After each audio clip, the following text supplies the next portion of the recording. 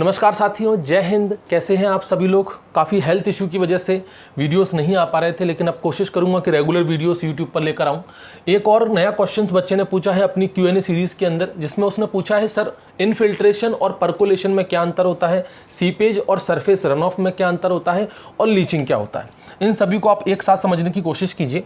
देखिए, ये तो रहा एक प्लांट मैंने बनाया है। चलिए, इन सभी का आपस में कहीं ना कहीं कोरिलेशन है। ये प्लांट की रूट्स है और प्लांट्स की रूट्स के चारों तरफ जो सॉइल होगी, उस सॉइल के अंदर कुछ सॉल्ट्स होंगे, कुछ न्यूट्रिएंट्स होंगे, कुछ एलिमेंट्स होंगे। यहाँ पर मैंने कुछ क्लाउड्स बनाए हुए हैं।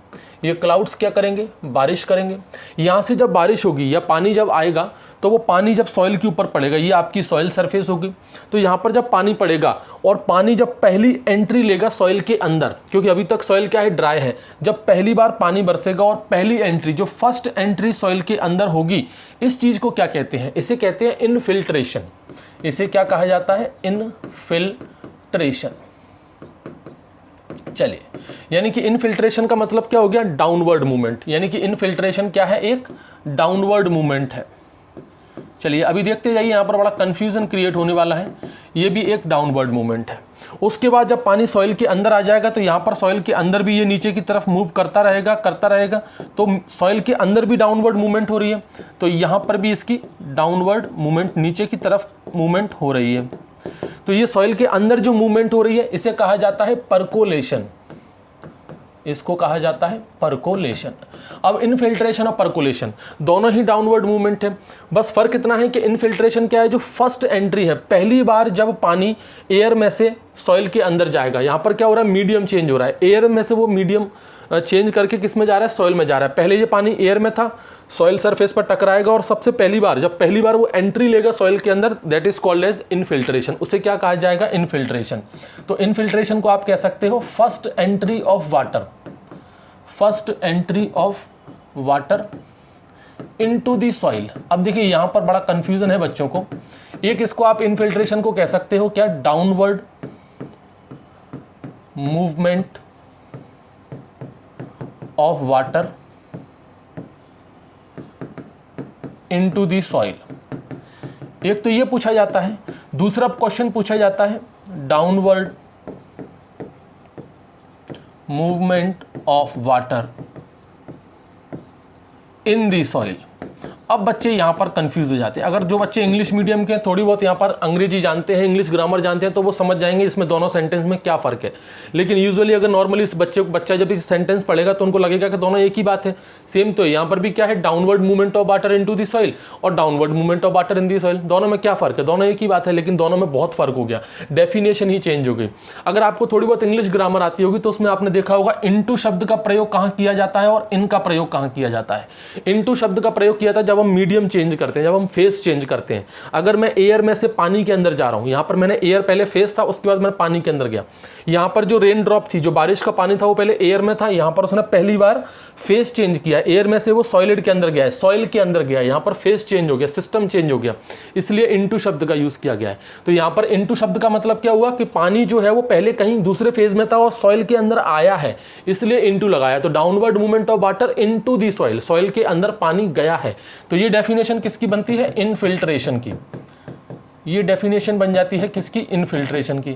वहीं अगर हम इसको बात करें downward movement of water in the soil, यानी कि ये बात कर रहा है कि सॉइल के अंदर ही जो पानी की मूवमेंट हो रही है नीचे की तरफ, उसे परकोलेशन कहते हैं। यानी कि ये जो डेफिनेशन है, ये परकोलेशन की डेफिनेशन है।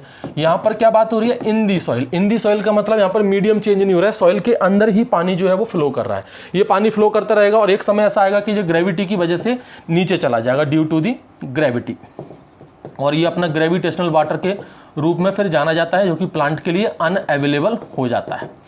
ठीक, तो ये तरह डिफरेंस इनफिल्ट्रेशन और परकोलेशन के बीच में, जहां पर बच्चे बहुत ज़्यादा कंफ्यूज होते हैं। और इस तरह की डेफिनेशन आपको एग्जाम में पूछी जाती है और कई किताबों में ही आपको मिलेंगी, जहां बच्चे कंफ्यूज हो जाते हैं और किताबों को ही दोष देते हैं कि शायद किताब में मिसप्रिंट हो गया है, कुछ गलत हो गया है।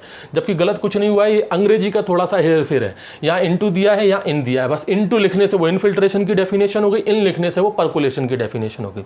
तो इनफिल्ट्रेशन आप समझ गए। इनफिल्ट्रेशन का मतलब जो सबसे पहली एंट्री हुई पानी के अंदर, वो इनफिल्ट्रेशन हो गया। यहाँ हमने मीडियम चेंज किया, एयर से सॉइल के अंदर गए। फिर सॉइल के अंदर भी डाउनवर्ड मूवमेंट होगी पानी की बिल्कुल नीचे की तरफ, तो उसे परकोलेशन कहा जाएगा। ये तो हो गया इनफिल्ट्रेशन और परकोलेशन के बीच में डिफरेंस। अब बात कर लेते हैं हम लोग, यहाँ पर देखिए जब ये पानी अंदर की तरफ जाएगा तो अंदर की तरफ जाएगा तो नीचे तो मूव करेगा ही करेगा, साथ में ये अंदर ही अंदर हॉरिजॉन्टल फ्लो में भी मूव करेगा। ये साथ ही साथ हॉरिजॉन्टल फ्लो भी होगा, इसका पानी का हॉरिजॉन्टल फ्लो भी हो रहा है।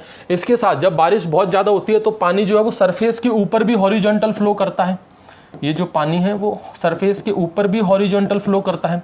फिर से सेम वही कंफ्यूजन जो यहाँ पर था, यहाँ पर भी डाउनवर्ड मूवमेंट दोनों की हो रही थी लेकिन डेफिनेशन दोनों अलग थी। यहाँ पर भी सरफेस फ्लो दोनों का हो रहा है लेकिन डेफिनेशन दोनों की अलग है। यहाँ पर जो हॉरिजॉन्टल फ्लो हो रहा है वो ज़मीन के नीचे हो रहा है, यहाँ पर जो है हॉरिजॉन्टल फ्लो है वो सॉइल सरफेस के नीचे है, यानी कि ये कैसा है, बिलो दी सॉइल सरफेस। ये सॉइल सरफेस के नीचे जो हॉरिजॉन्टल फ्लो हो रहा है ये है, इसे कहते हैं सीपेज।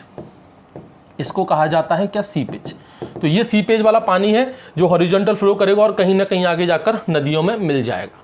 ठीक, उसके बाद जो हॉरिजॉन्टल फ्लो है ऊपर, यानी कि ये एबव दी सरफेस है, यहाँ पर सॉइल के ऊपर फ्लो हो रहा है।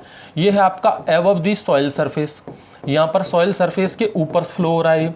तो जो पानी above the soil surface flow होता है इसको कहते हैं रन ऑफ, इसको कहा जाता है रन ऑफ। और ये भी कहीं ना कहीं बहकर छोटे मोटे नदी नालों में जाकर नदियों में जाकर मिल जाता है। तो दोनों की मंजिल एक है, बस वो पानी के ऊपर जाएगा, ये पानी के नीचे जाएगा। जो पानी के नीचे हॉरिजॉन्टल फ्लो है उसको सीपेज कहेंगे, जो पानी के ऊपर हॉरिजॉन्टल फ्लो है उसको हम लोग रन ऑफ कहेंगे। तो ये डिफरेंस हो गया सीपेज और रन ऑफ के बीच में। अब एक शब्द किया होता है यहाँ पर लीचिंग। लीचिंग मतलब देखो ये जो पेड़ है ना, मैंने लीचिंग के पर्पज से बनाया था। इस पेड़ की जो लीचिंग इसकी जो रूट जोन है, इसकी रूट के चारों तरफ कुछ मिनरल्स, कुछ न्यूट्रिएंट्स पाए जाते हैं जो कि सॉइल से जुड़े होते हैं।